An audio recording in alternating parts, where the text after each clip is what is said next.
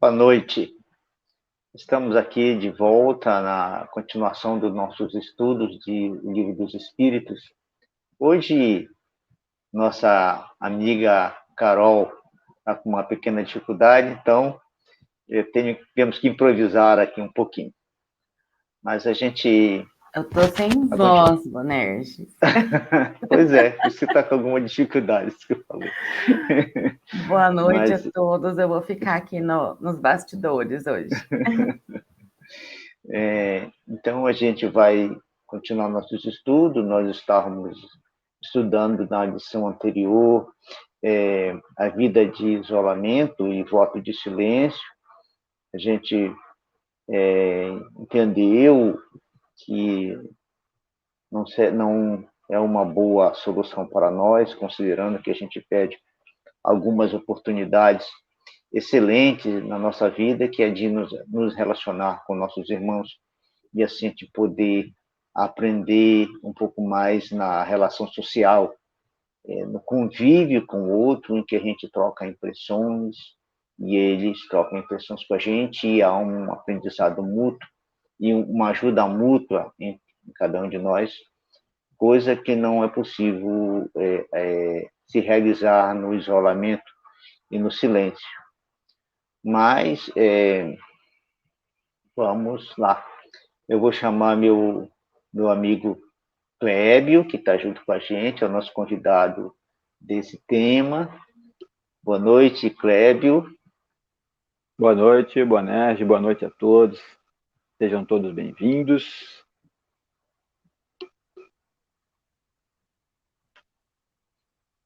Muito bem. Então, Clébio, você pode então fazer a nossa oração de hoje, que hoje nós vamos estudar as questões 771, 771A, também nós vamos estudar 772, e aí a gente muda de tema e entramos em laços de família nas questões 773, 774 e 775. Esperamos conseguir dar conta hoje de todos esses temas, né, que foram colocados para a gente. Então, vamos lá iniciar o nosso estudo. E só que nós acabamos não combinando quem é que vai ler. Eu vou ler. Não sou um bom leitor, viva a voz, se mas quiser, vamos eu leio. lá. Se quiser, tá posso bom? ler. Então leia, por favor. Tá bom. Bom, então vamos agradecer a Deus pela oportunidade de estudo, oportunidade de progresso através da leitura, através do comprometimento com a espiritualidade, com Deus, nosso Pai Criador, com Jesus, nosso Mestre, nosso modelo e guia. Nós tenhamos uma boa noite de estudo, e que possamos assimilar tudo aquilo que lermos, tudo aquilo que estudarmos nessa noite, para que nos auxilie na nossa progressão, tanto espiritual quanto moral. Que assim seja. Bom, então eu começo a leitura na primeira questão do Livro dos Espíritos, na questão 771, primeira questão da noite, lógico. Então, na questão 771, Allan Kardec questiona os espíritos. Ele pergunta: o que pensar dos que se esquivam do mundo para dedicar-se ao amparo dos infelizes? E os espíritos respondem: estes se elevam rebaixando-se. Eles têm o duplo mérito de colocar-se acima dos prazeres materiais e de fazer o bem, aplicando a lei do trabalho. Depois ele continua na questão 771A, e ele pergunta: e aqueles que procuram no retiro a tranquilidade exigida por certos tipos de trabalhos? E o espírito responde: não se trata do retiro absoluto do egoísta.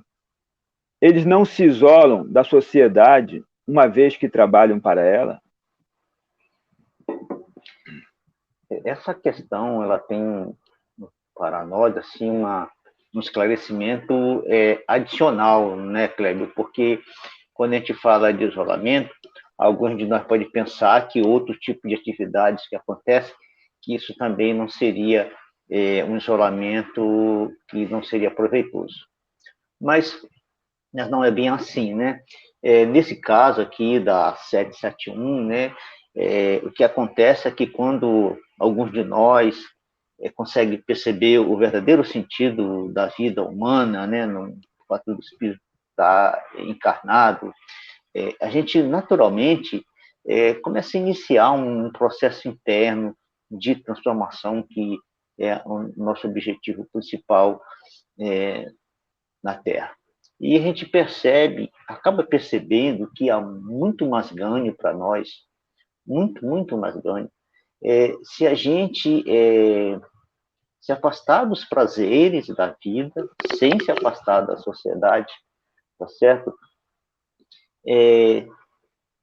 Com o objetivo de aprimorar a nossa inteligência e, ao mesmo tempo, continuando nos relacionando com as pessoas, também aprimorar nossos valores morais. Nesse sentido, aquela renúncia de alguns prazeres que a sociedade costumou a considerar como prazeres aceitáveis e normais e que são, nessa visão, umas atividades que para nós ela não traz grande ganho, né? Porque a gente fica numa atividade que faz com que a gente se repita e repita essa atividade e no final dela a gente sinta cansaço e não veja nenhum ganho no nosso sentido da nossa vida.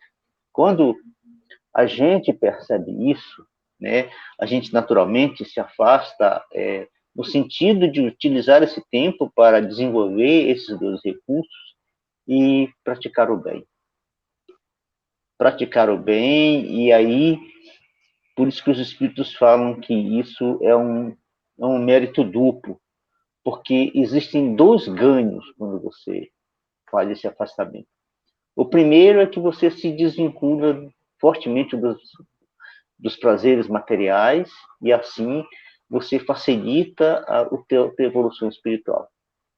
O segundo é que você faz o bem com mais intensidade. Você pratica o bem com desenvoltura, com naturalidade, sem planejar. Sem planejar o bem. Você simplesmente sente a necessidade de fazer o bem, como você sente a necessidade de respirar, né? Então, você não precisa planejar assim, eu vou fazer o bem daquele jeito, será que eu faço, será que eu não faço? Não, você faz isso com naturalidade. E a gente tem alguns exemplos de pessoas que agiram assim e que, dessa forma, obedeceram à lei do trabalho fazendo bem. Porque quando nós estudamos a lei do trabalho, a gente aprendeu que fazer o bem é trabalhar. Às vezes, a gente, na nossa cultura humana, não tem essa visão, mas os espíritos nos ensinam que sim. Fazer o bem faz parte da lei natural, a lei divina do trabalho. E a gente tem alguns casos na humanidade que a gente citou isso, que é conhecido no planeta inteiro, né? Essas mulheres e esses homens que renunciaram à vida material, aos prazeres material, mas sem se afastar do mundo, não é isso? Então, a gente pode ver aqui, caso mais emblemático, Francisco de Assis, filho de um fidalgo riquíssimo em Assis, e ele prefere renunciar a tudo, todos os prazeres materiais para levar a vida que levou, e hoje ser essa figura ímpar no planeta. Quando se fala de Francisco de Assis, se fala com grande reverência em função da obra que ele realizou, um verdadeiro mensageiro de Jesus. Depois nós temos Madre Teresa, que também foi uma obra fantástica. Ela fez algo que realmente deixou para nós um legado sem igual. E aqui no Brasil, que também não deixa de ter a mesma intensidade e deixar para nós o mesmo legado, que é a Irmã Dulce. E não só essas mulheres Francisco, mas também tivemos outros aqui no movimento espírita, como nós tivemos o Chico, que já deixou o mundo material, já desencarnou, e temos o Divaldo, que está aí com a gente ainda também, realizando essa tarefa dele, e que já está há mais de 90 anos entre nós, né? O certo Divaldo deve estar com 95 anos agora, se não me engano, ainda viaja e ainda faz palestras e ainda atende as pessoas com a ansiedade toda. Então, a gente vê o quanto que é maravilhoso a vida dessas pessoas e como que um exemplo belo para nós. Quando estava estudando essa questão, me veio à mente uma fala de Jesus. E eu fui ver lá no Evangelho, encontrei no Evangelho de João, no capítulo 17, versículo 15 e 16, uma referência a isso, quando Jesus faz uma oração e ele diz assim, eu estou aqui com a versão do Haroldo, do Novo Testamento, e João escreve que Jesus teria dito, orando a Deus, ele diz, não rogo que os tire do mundo, mas que os guarde do mal. Eles não são do mundo, como eu também não sou do mundo. A nos dizer claramente que para fazer o bem e viver no mundo, você não precisa ser do mundo. Você não precisa ter as mesmas relações e as mesmas atividades que a gente tem no mundo. Não é isso? É possível fazer isso sem essa relação. É possível viver a vida material sem os prazeres que a vida material nos oferece. Mas apenas aqueles que são justos e dignos que a gente faça em nós, porque a vida precisa de certas coisas para que ela também seja agradável, não é? A gente não pode ter uma vida exclusivamente sem nenhuma situação material que nos alivie um pouco. Eu lembro que quando Madre Teresa estava começando as suas atividades, ela se entregava tanto ao trabalho que quando chegava no final do dia, ela estava completamente esgotada e no dia seguinte com pouca energia para reiniciar as suas atividades. Então, ela recebe uma freira mais experiente que ela para ajudá-la na tarefa. Quando chega um dado momento do dia, essa freira diz assim para Maria Teresa, vamos embora, vamos descansar. E ela fala, mas tem tantos pobres ainda para ser atendido, tantas pessoas assim. E ela responde, eles estão aí hoje, estarão amanhã, estarão também depois de amanhã. Então é necessário que você descanse, que você se alimente, que você medite, que você viva um pouco a vida para ter condições de continuar com essa tarefa. É uma sabedoria muito grande você saber dosar tudo isso, sei que você se desgaste a ponto de não estar em condições de, no dia seguinte, continuar com a tarefa. Agora, no caso da 771A, a gente pode classificar também, nas questões de algumas profissões, por exemplo, alguns ramos das ciências que são interessantíssimos para a sustentação da vida humana. A gente vê que existem biólogos, bioquímicos, físicos, químicos, diversos tipos de profissões que o resultado do trabalho delas nos beneficia muito, e muito a sociedade humana. Se não fossem esses homens e essas mulheres que se recolhem dias após dias dentro de um laboratório pesquisando e dia e noite pesquisando de forma a fio para poder encontrar soluções para as nossas doenças e outras situações da nossa vida, seria muito mais difícil a vida humana, a vida moderna no planeta. Haja ver que a Covid, que veio e causou um grande número de mortes no planeta, Se não fosse as vacinas, poderia ter sido muito maior. E os cientistas, nessas atividades, nessa dedicação deles de se desprender do mundo para estar enfiado dentro de um laboratório e assim realizar essas tarefas, nós não teríamos conseguido tão rapidamente isso. E o fato de terem conseguido a vacina em um pouco mais de um ano, até menos que um ano, isso é resultado de longos anos desse trabalho dessas pessoas, desses profissionais, enfiados em seus laboratórios, pesquisando, estudando, pesquisando de novo, errando e acertando e acumulando conhecimento, descobrindo a forma correta de fazer as coisas para que a humanidade fosse beneficiada. Me lembro agora do caso de Edison, quando o Edison inventou a lâmpada fluorescente, que naquela época a eletricidade estava surgindo no planeta e não existia lâmpada, e Edison tentou diversas e diversas vezes. E ele sempre assumiu para ele que cada uma daquelas vezes que ele tentou e que não acertou, ele descobriu uma forma de não se fazer a lâmpada, até que ele descobriu a forma de fazer a lâmpada.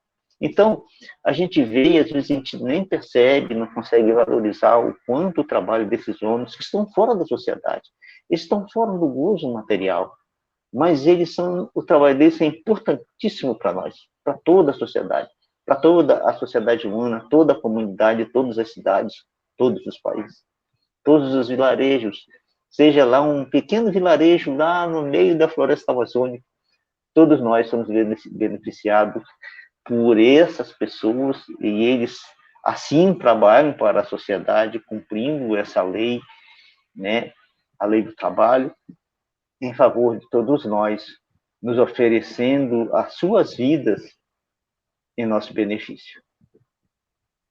Clébio.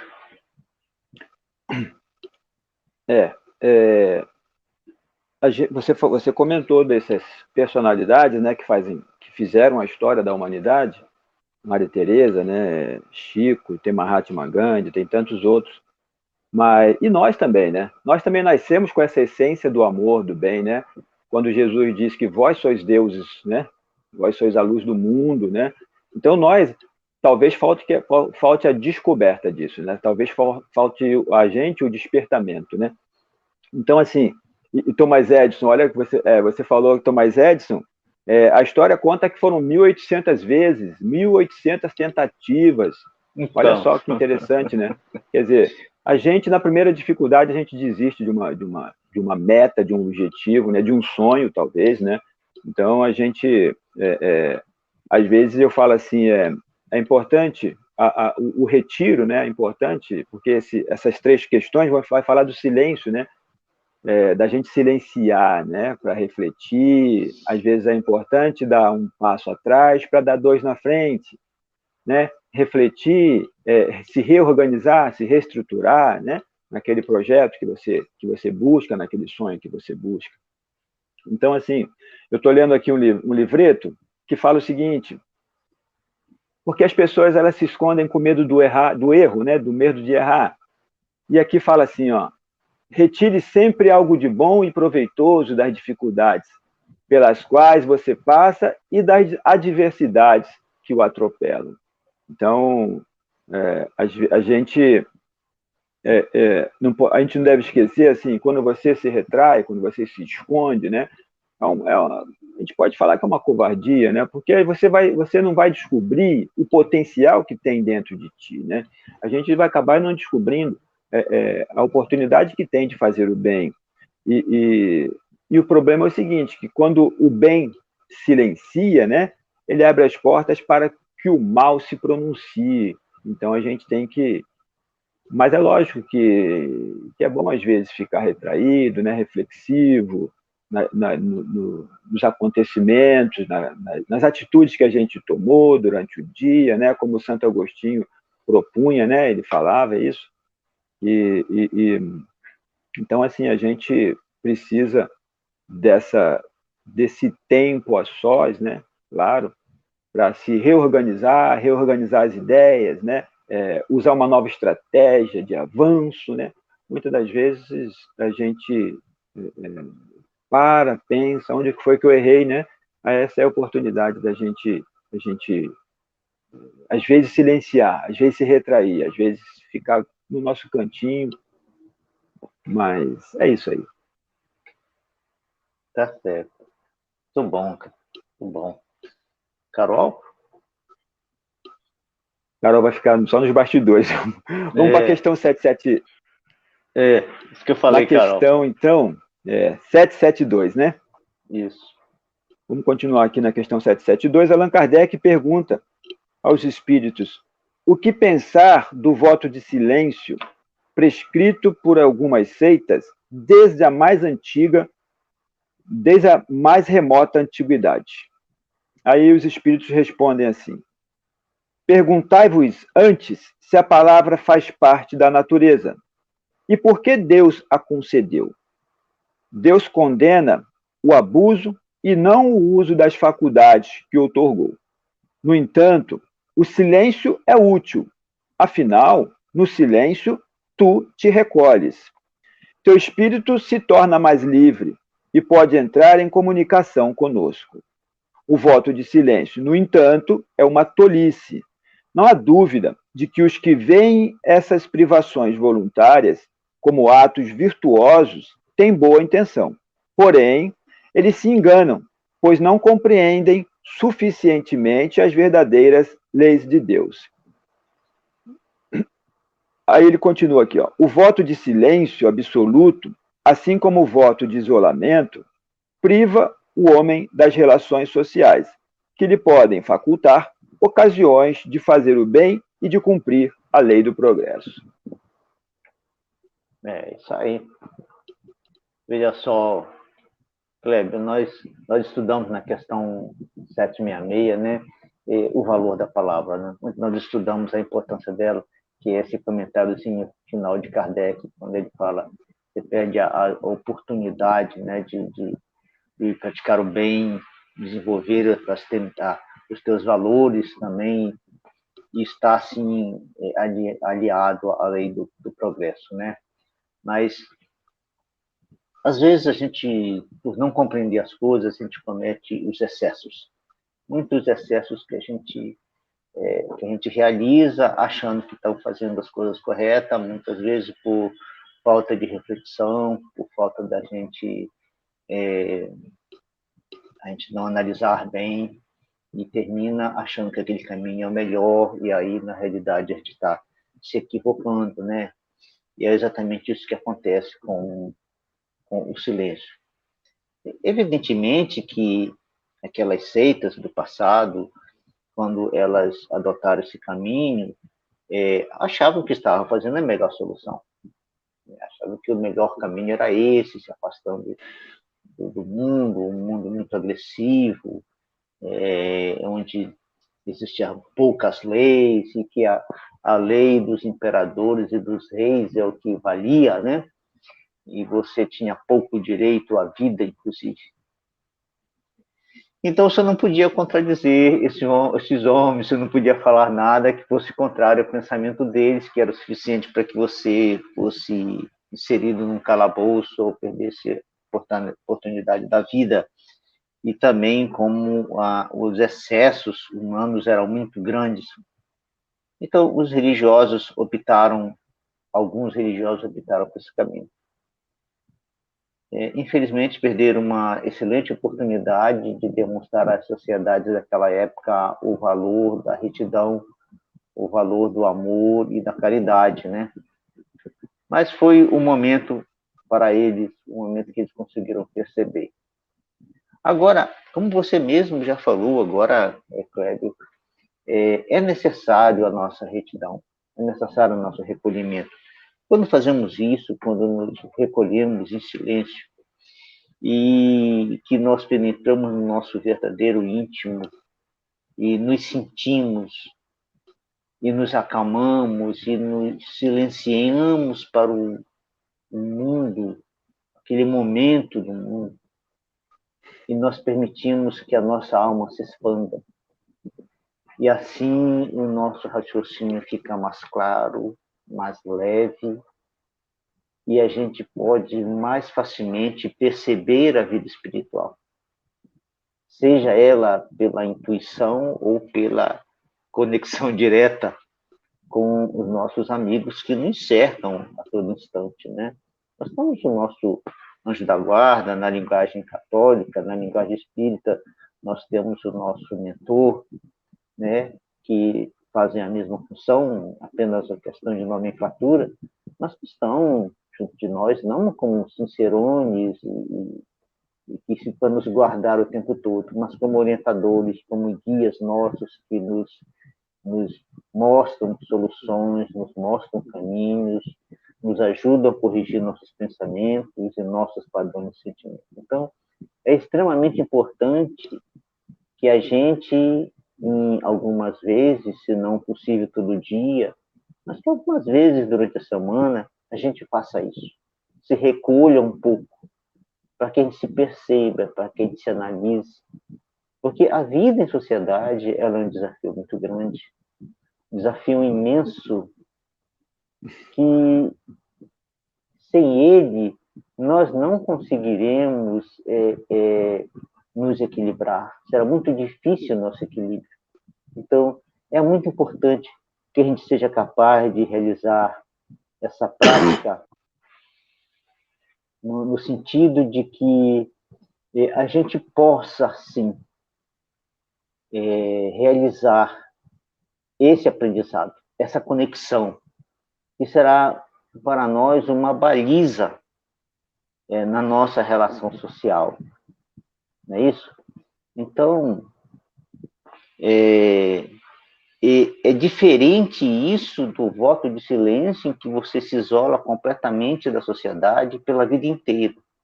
Esse silêncio momentâneo, ele é benéfico. O silêncio permanente, ele não é produtivo, ele é antiprodutivo. Ele não gera nada. Enquanto que o silêncio íntimo, ele é altamente produtivo, pois nos ajuda a gente se libertar de uma série de pensamentos e uma série de sentimentos que não nos são favoráveis. Não é isso? Hein, Kleber? Verdade, Bonédio. Quanto mal a gente se livra, né? Só apenas se silenciando, né? Quantos dissabores na vida a gente acaba evitando quando a gente sabe silenciar, né? Quando a gente... Tem muitas pessoas que gostam de responder, né? Na ponta da língua, qualquer ofensa, quando, na verdade, às vezes, o mais interessante seria silenciar, né? E a gente sabe que silêncio também é uma oração, uma forma de orar, né? Uma forma de conexão com o alto, né? Com o Criador. Então, nós temos o nosso, como você disse, né? O nosso mentor, nosso anjo guardião, né? E tem uma infinidade de espíritos também que que se comprazem, né? Com nossa alegria, com nossa felicidade, né? Que ficam torcendo por nós, falando, silencia, cala a boca, fecha sua boca, não responda. Mas a gente, muitas das vezes, não ouve, e aí acaba soltando uma resposta grosseira, e aquilo vai acabar por ocasionar um dissabor, um conflito, às vezes família. A gente tem visto isso aí nesse momento, né, da vida social no Brasil, politização, as pessoas, bom, enfim, né, deixando de falar, ofendendo familiares e relações sendo desfeitas por conta de querer impor a sua própria opinião, quando, na verdade, talvez o silêncio seria a melhor forma de manter uma amizade, de manter uma relação afetiva em família, né? E a gente, o que pensar do voto de silêncio, né? Então, assim, o silêncio, muitas das vezes, nos auxilia, mas a gente também, muitas das vezes, acaba perdendo a oportunidade de fazer algo que talvez, né, quem sabe, não seríamos uma Madre Teresa, talvez não seríamos uma Mahatma Gandhi, né, que enfrentou um exército sem usar armas, talvez não seríamos um Nelson Mandela.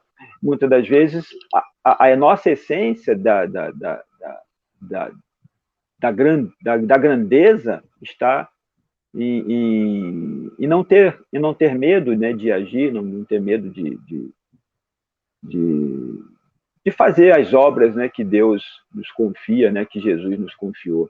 Então, assim, a gente, nesse livreto que eu estava me referindo aqui, naquela mensagem, fala assim: nenhum trabalho, nenhuma tarefa é tão insignificante, tão simples, tão humilde que não brilhe aos olhos de Deus.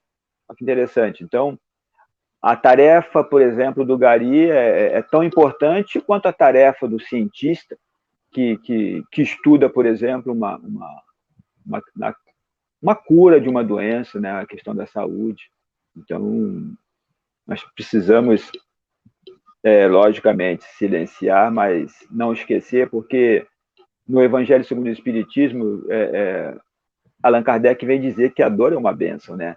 Então, a gente não pode se esquivar dos problemas, né? Se omitir, né? Se esconder, né? É isso aí. É isso aí. Vamos então para a próxima, para a 773. A gente vai entrar em laços familiares, né? 773. Isso. Uhum. Bom, Allan Kardec pergunta: por que no mundo animal pais e filhos não mais se reconhecem quando esses últimos não têm mais necessidade de cuidados? Aí os espíritos vêm responder: os animais vivem a vida material e não a vida moral. O afeto da mãe por seus filhotes tem por princípio o instinto de conservação dos seres a quem ela deu à luz. Quando eles podem cuidar de si mesmos, sua tarefa está cumprida e a natureza nada mais lhe pede. É por isso que ela os abandona para ocupar-se de outros que chegam. A gente olha para o mundo animal e percebe essas coisas, né, Clébio? E a gente fica a pensar e ver uma beleza de coisa. Por exemplo, você vê alguns animais que acabam de nascer e em poucos segundos já estão andando. E a gente olha para a nossa dependência imensa, não é? Então, fica muito fácil a gente compreender, entender que após esse ser se tornar pronto para a vida, se tornar pronto para fazer a sua caça ou se proteger e também começar a procriar, que está a hora dele caminhar a sua jornada para que libertar a mãe para os próximos filhos e assim mantendo a conservação das espécies, né? Se a gente olhar também para nós, a gente vê uma certa similaridade quando nós nos tornamos adultos e somos capazes de nos conduzir na vida, né, de nos mantermos na vida em todos os sentidos, a gente vai construir uma nova família, apesar de não perder o vínculo com a anterior. Mas a gente vai construir uma nova família também, né? Mas os espíritos nos dizem que a família é uma das oportunidades mais interessantes para o ser humano e é um dos momentos da evolução mais interessantes que nós chegamos a construir. Porque, como a gente aprendeu quando a gente estudou ali a palavra, né, a importância desse recurso que Deus nos ofereceu a oportunidade de desenvolvê-lo durante milhares e milhares de anos, tá certo? A gente pode, na relação com o outro, a gente se desenvolver. Mas isso, no que diz respeito à família, iniciando pelo casal, isso tem uma profundidade ainda muito maior, é uma oportunidade para nós exponencial, porque, veja, a nossa relação na família, que inicia com o casal, aí se embute uma série de convívios e relações que ultrapassa todos os sentidos que a gente possa imaginar e nos permite desenvolver alguns recursos interessantíssimos, porque, veja, há uma atividade íntima entre o casal. é uma atividade de se desnudar, em que o outro te conhece como que inteiro. Nesse, o outro te conhecer como um inteiro e você conhecer o outro como que inteiro, é para nós uma oportunidade excelente da gente aparar uma série de arestas mais íntimas de nós. Porque é nessa relação desse convívio permanente e longo, duradouro, e nessa relação quase que uterina, né? Diríamos assim, quase que uterina, porque é uma intimidade que não existe uma relação fora a relação mãe e filhos. Essa é a relação mais íntima que duas pessoas podem ter. É a relação conjugal. Nessa oportunidade, que daí vêm os filhos, nos abrindo outras portas de ação, de tal forma que, para nós temos que nos desdobrar com muito mais intensidade e de renunciar a uma série de coisas em nossas vidas para que aquela célula se sustente, se mantenha, né? Nessa construção familiar, de tal forma que essa construção se perpetue e garanta a continuidade da espécie humana. Tá certo? A ternura com que a gente coloca nas nossas mãos, com que a gente trata os nossos filhos, né? Nessa relação dos adultos com as crianças, é para nós um desenvolver de recursos sem igual na nossa relação. Então, nesse sentido, essa célula dessas pessoas que formam uma sociedade, uma família, quando ela é muito bem estruturada, ela se reflete na sociedade.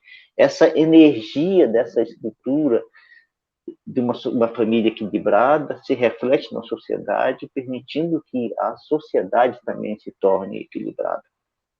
Quando as famílias não são tão equilibradas, isso também se reflete na sociedade.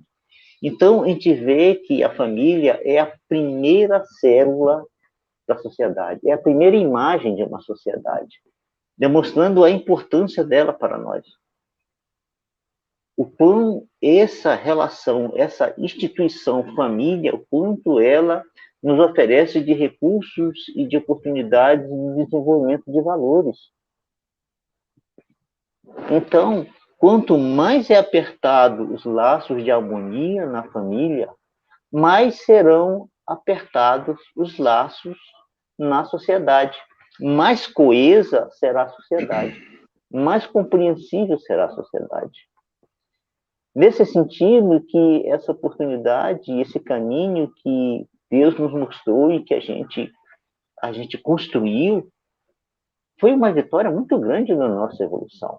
Termos hoje, apesar de muitos considerarem a instituição da família como uma coisa fracassada, né? Mas muito mais por um olhar mais individual e mais egoísta que propriamente por um olhar humanitário, que dentro da família nos permite a gente superar todas essas fraquezas nossas.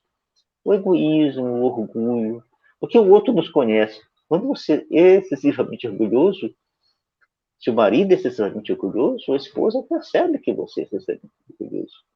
E ela vai contrabalancear isso, ela vai te colocar isso para você. Se você age com egoísmo, também o resto da família vai colocar isso para você. Veja como é que está isso.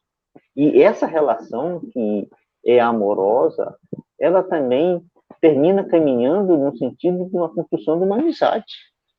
Numa amizade tal que nos permite ser mais sincero um com o outro, e quando o outro se machuca ou se vai, nós também sentindo esse machucar e esse ir do outro, que às vezes é necessário que ele também se vá.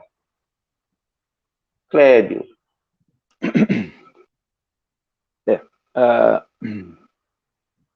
os nossos problemas, né? Eu costumo dizer que quando a gente aprender a interpretar o que Jesus quis dizer quando ele fala que amai-vos uns aos outros, né? Como eu vos amei, todos os problemas estarão extintos, né? Todas as nossas dores, sofrimentos cairão por terra, né? Infelizmente a gente ainda não aprendeu isso. E aqui em laços familiares eu gosto de lembrar do exemplo da vida dos pinguins, né? Os pinguins eles enfrentam uma tempestade de neve, assim, uma nevasca, eles se aglomeram, né? Eles fazem um bolo assim, aglomerados, e eles vão se revezando do centro para a ponta para que eles possam sobreviver. Isso é o instinto de conservação da espécie. Ali você vê, nem todos ali fazem parte do mesmo de uma família, né? Então a gente, no nosso egoísmo, a gente se recolhe como a minha família, a minha esposa e filha. E se a gente pensar na família universal, né? Nesses laços familiares, e logicamente, né? Entendendo o conceito de amor, quando Jesus nos ensina, a gente vai se preocupar com o outro. Mas muitas das vezes a gente vive, né, na nossa redoma, cada um na sua casa, e nem sabe o que se passa na casa vizinha, né? Muitas das vezes com angústias e sofrimentos terríveis, né? Com dores terríveis, e a gente não se preocupa. Então, mas isso é do ser humano, né? E assim, os espíritos respondem assim, os animais vivem a vida material, então eles não têm o que espiar. Nós temos o que espiar, nós vivemos a vida moral, nós temos muito o que aprender, uns com os outros, né? A lei de sociedade, né? A vida social, ela precisa que nós nos dediquemos ao outro. Que outro é esse, né? Quando Jesus é interpelado, né, pelos apóstolos, e fala assim: mestre, sua mãe veio te ver, seus irmãos estão aí, querem te ver, né? E ele pergunta: mas quem é minha mãe, quem são meu pai? Se não vocês, né, que caminham comigo, né, que estão sempre comigo lado a lado, né? Então a gente precisa compreender assim,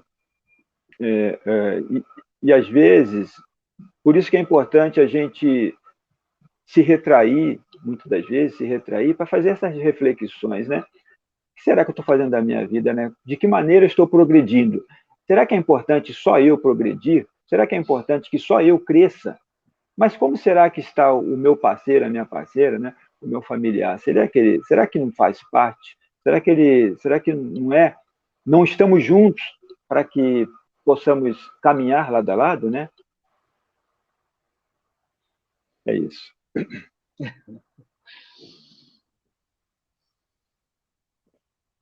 Questão 774.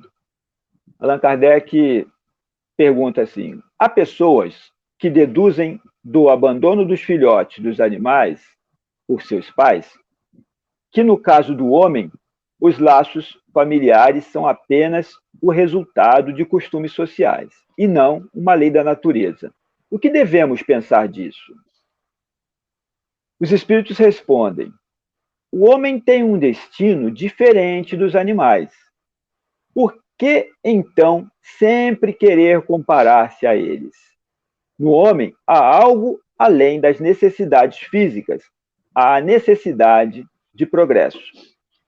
Os laços familiares estreitam os laços sociais. Eis porque os laços de família são uma lei da natureza. Deus quis, dessa forma, que os homens aprendessem a amar-se como irmãos. Exatamente. Sabe como você estava falando agora, Kleber, sobre a questão do próximo? Eu também me lembrei daquela passagem de Jesus, quando ele está conversando com o doutor da lei, né, porque alguns estudiosos do judaísmo nos dizem que a visão judaica do próximo era aquele da vila onde morava ali, o próximo mesmo, né? O vizinho, coisa desse tipo, né? Era o próximo. Aquele que estava distante era o que estava distante, era o próximo que estava de perto de você, que você conhecia, que tinha alguma relação. Esse era o próximo. Só que aí não se estendia além disso, né? E Jesus vem e estende isso. Ele sai do próximo e coloca o semelhante. Quer dizer, estende ao planeta a visão das coisas, né? A visão da nossa relação e dessa solidariedade entre todos os seres, né? É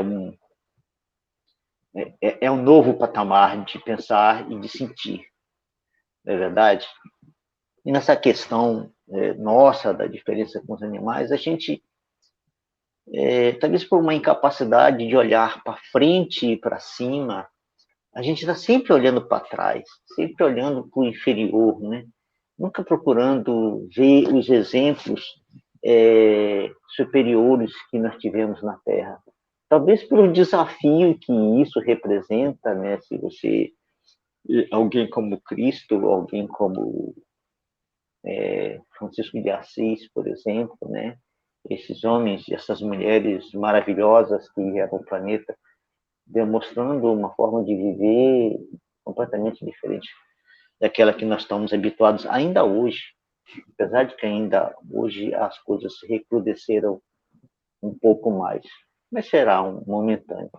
Então, essa necessidade da gente evoluir, que são diferentes da necessidade dos animais, porque nos dizem os espíritos que o animal não evolui, que ele serve como estágio para o princípio inteligente e que não é evolução. E a evolução, sim, estaria no homem, né? Pelo menos esse é o pensamento que se tem no momento. Eles não nos trouxeram nenhum pensamento diferente ainda desse, né? Isso que nos permite, como falamos agora há pouco, a gente construir essa relação familiar e que nos permite essa evolução de forma mais intensa. A relação familiar, ela é a mais complexa de todas as relações entre todos nós. Elas apresenta assim como que um imbricamento em que as coisas realmente se sobrepõem umas sobre as outras no dia a dia, nas nossas relações. De tal forma que é um desafio imenso para que a gente consiga manter os laços familiares muito bem estruturados, como falamos agora há pouco, para que assim a gente resolva os nossos problemas mais íntimos, né? Nessa questão da relação sexual, que aí é importante que ela aconteça onde haja amorosidade, onde haja compreensão, onde haja amizade, para que isso realmente alcance um patamar de troca em que se reflita no equilíbrio de toda a família. Né? Por isso que isso é um passo adicional para todos nós, pois nos permite desenvolver o amor, isso nos permite desenvolver a amizade, ter os diálogos mais íntimos possíveis, tá certo? Há uma complexidade, né, que ela se estende para a prole. Quando ela é bem executada entre o casal, ela se estende para a prole. E o que é interessante que na família, não sei se vocês perceberam isso, mas existe assim como que uma lei que não está escrita, onde há uma certa hierarquia, em que a gente aprendeu com os nossos pais e que nossos pais aprenderam com nossos avós e assim, mas que essa lei foi se aperfeiçoando à medida que o ser humano também foi tornando os laços familiares um tanto menos rígidos e mais abertos, mais democráticos, dizemos assim. Mas essa lei se mantém da relação dos pais com os filhos e da forma como essa estrutura se apresenta. Né? Isso também reflete na sociedade, reflete nas nossas relações com o mundo, nos fortificando tudo isso, como dissemos há pouco, nós conseguimos construir com bastante equilíbrio, né? E assim a gente consegue crescer, a gente consegue evoluir e a gente consegue assim aprimorar a instituição família. Às vezes a gente vê algumas famílias que são interessantíssimas, o equilíbrio, as pessoas se reúnem de tempos em tempos, demonstrando que são sociedades familiares mais harmônicas, em que as pessoas se querem bem e se gostam mais, em que não está um para o outro lado, sem que isso represente assim uma relação mais íntima. Às vezes se vai e se fica. Clébio. Eu complemento falando o seguinte, que o lar, né, é a primeira e mais importante escola, né? É no lar que existem aqueles elementos basilares, né, para o crescimento, né, para a nossa evolução, para a nossa progressão espiritual e moral. É ali que a gente aprende os primeiros passos, né? Então, assim, nós temos nos pais, né, nos irmãos difíceis, a oportunidade do aprendizado, né? Depois tem a escola, que vai dar o complemento, a educação formal, né? Mas é no lar que a gente aprende as primeiras lições, né? A gente se põe de pé, a gente aprende a comer, aprende a levar a comida à boca com os pais, né? Então, assim, nós temos que ter essa visão quanto à importância, porque as pessoas,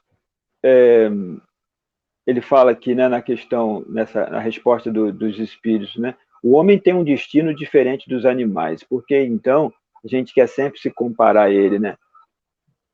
É uma discussão que a gente sempre traz à tona quando as pessoas falam dos animais, né? Vamos cuidar bem, vamos. A gente vê pessoas talvez cuidando, né, dando mais carinho para um animal do que para um ser humano. A gente sabe, logicamente, que eles precisam do nosso apoio, do nosso carinho, dos nossos cuidados, né? Mas e o convívio social com aquele que vai nos auxiliar e vai nos fazer crescer? Muitas das vezes o perdão não se faz presente, né? Muitas das vezes os ódios nas relações se faz mais presente do que o amor, diferentemente do carinho que a gente tem pelos os animais que são os nossos irmãos. Enfim. Pois é, né, Kleber? E aí, no final, o comentário dos espíritos, na resposta dos espíritos, vem bem em cima disso que se falou, né? Os homens aprendem a amar-se como irmãos. É verdade, é isso aí. Deus quis dessa forma, né? Deus quis dessa forma. Então, vamos continuar na questão 775, que é a última questão, para a gente finalizar esse capítulo. Allan Kardec pergunta, para a sociedade, qual seria o resultado do afrouxamento dos laços de família? E aí os espíritos respondem, uma recrudescência do egoísmo. Olha só, tudo que a gente falou sobre família agora, né, Kleber? Falamos tanta coisa sobre família e isso aqui na nossa capacidade limitada de raciocinar sobre essa questão. Mas se nós pegarmos outras pessoas mais estudiosas sobre esse tema, que aprofundaram, eles vão trazer para nós valores muito maiores daqueles que nós analisamos agora. Então, se nós percebemos tanto valor na construção da família, perder tudo isso realmente seria esse recrudescimento do egoísmo, porque não haveria essa oportunidade do aprender da lição, do doar-se um pelo outro, do dar-se, do dedicar-se a alguém, do se oferecer por alguém, seja a esposa que fica doente, o marido que fica doente, um filho que adoece e você pede à noite na cabeceira dele. velando por ele, orando, né, para que ele já se recupere. Isso tudo é uma oportunidade que, sem a família, fica difícil de você construir essa relação, esse sentimento, essa capacidade de renunciar, essa capacidade de se entregar a todos esses valores, né? É como se a gente, sem isso, se aproximasse da vida animal, não é mesmo? Perdêssemos todos esses recursos que nós construímos. E para nos estender mais na questão, é como realmente os espíritos dão uma resposta bem curta, né? Um recrudescimento do egoísmo. O egoísmo alcançaria patamares que nós já nos esquecemos dele e voltaremos a ele. Kleber. Eu gosto de lembrar no livro no Nosso Lar, né? Quando o Ernesto, que é o André Luiz, chega na casa dele e vê a esposa dele com o outro, né? Com o marido, ele, né, rapidamente tem aquele sentimento de ódio, né? Mas aí a reflexão faz ele entender que não, a mulher precisa seguir o seu caminho, né? E aí ele volta lá e energiza aquela água e tal, até que ele estava com tuberculose, ele acorda bem, né? Bem melhor. Então, assim, é esse princípio que a gente precisa aprender, né? Os laços de família, eles se estendem pelo universo, né? Não é... Hoje, logicamente, eu estou como Kleber, com a minha esposa, mas eu tive experiências, né, no passado, né? Então a gente precisa entender que eu vou chegar no outro lado, eu vou ter os meus outros pais, desses que foram os últimos nessa encarnação, e aí vai ter um mar de pessoas que vão fazer parte da minha família, família universal, que aquilo que eu falei dos nossos mentores, né, dos nossos amigos espirituais, ficam torcendo para que a gente possa mudar o rumo das nossas questões, dos pensamentos, mudar o rumo das nossas atitudes aqui no plano terreno, né, para a gente ser feliz e conseguir a progressão, né, conseguir o que a gente mais almeja, né, que é a evolução espiritual e a evolução moral. É isso, então. Então, nós estamos no finalzinho do nosso tempo, né, Kleber?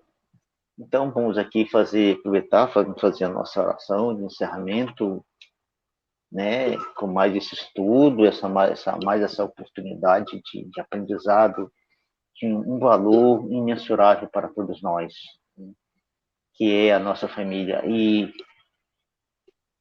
Quando vemos esses ensinamentos, a gente vê como a doutrina espírita se engrandece cada vez mais aos nossos olhos, porque abre a nossa capacidade de entendimento e de percepção dos valores da vida. E isso nós devemos ao nosso mestre querido, que nos prometeu lá atrás que ele nos enviaria esse Consolador, que nos diria tudo o que ele disse e muito mais. Aí está um dos exemplos do muito mais que a doutrina espírita nos oferece. Essa visão mais profunda, mais penetrante dentro da família, da importância e da relação. No passado se condenou o ato sexual e se dizia que os filhos eram filhos do pecado. Hoje, nós espíritos dizemos que os filhos são filhos do amor. Graças a essa proposta, a esse esclarecimento maravilhoso que a doutrina espírita nos traz, essa proposta que Jesus nos oferece. E diante disso tudo é que nós ficamos muito gratos. Jamais teremos como devolver ao nosso Senhor esse ensinamento e essa oportunidade que Ele nos oferece. Por isso, Jesus, te dizemos mais uma vez, muito obrigado, e te pedimos que tu continue a nos amparar, não nos deixe só, porque nossas fraquezas ainda são muito grandes e ainda necessitamos e continuaremos necessitando do teu amor por muitos e muitos milênios ainda. Desenvolve, Senhor, nesse instante, com o teu amor e com a tua paz, e que, acima de tudo, se faça a tua vontade. Que assim seja. Assim seja.